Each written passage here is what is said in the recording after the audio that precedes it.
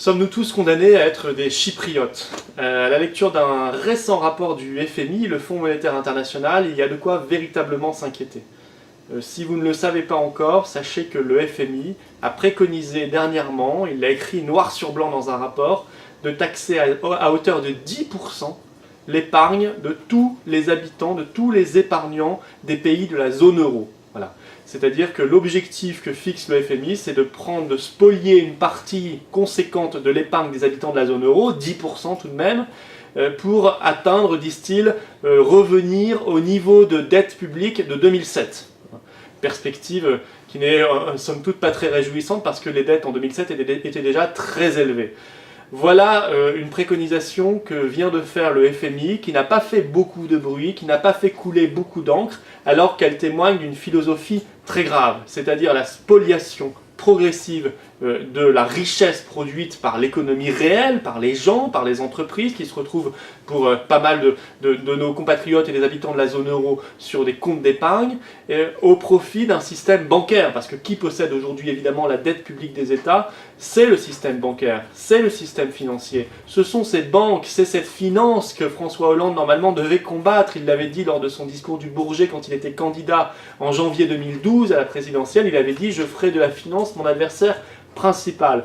Eh bien, tout le monde a compris que ça n'était évidemment pas le cas et qu'il se soumettait, comme son prédécesseur Nicolas Sarkozy, à la finance et au système bancaire.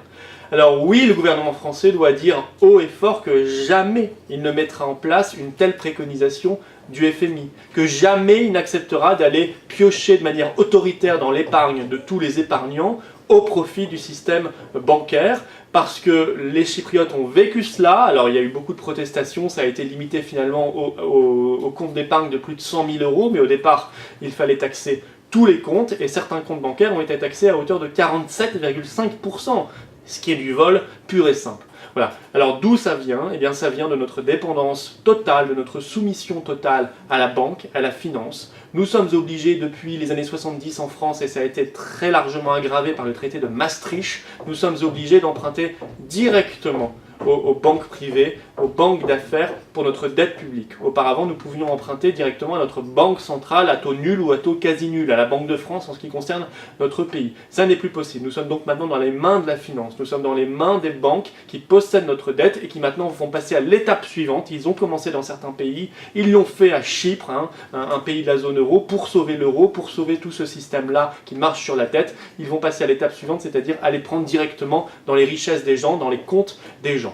Il faut que le gouvernement français dise officiellement que jamais, jamais il n'appliquera cette préconisation du Fonds monétaire international, et il faut surtout que sur le fond, on se libère de la soumission à la banque, à la finance, en mettant en place la possibilité d'emprunter directement à notre banque centrale, à la Banque de France, ce qui suppose évidemment une dissolution organisée, planifiée de la zone euro, ce qui suppose de mettre fin à notre dépendance à la banque, de donner la possibilité à la Banque de France de retrouver ses prérogatives. Voilà une vraie mesure de fond. Tout le reste de la part de l'UMP, du PS ou de leurs satellites, ça n'est que du blabla. Quand ils vous parlent de baisse de la dette, de lutter contre la dette, ils ne peuvent pas lutter raisonnablement contre la dette, sauf à faire l'hyper-austérité, ce qui serait dévastateur, et encore ça ne fait qu'augmenter la dette au final quand même, parce que ça réduit considérablement, ça contracte l'économie. Il n'y a pas d'autre solution pour réduire la dette que de se démettre de la soumission à la finance, de faire en sorte qu'on ne soit plus dans les mains des banques et qu'on ne soit plus dépendant d'organisations supranationales comme le Fonds monétaire international.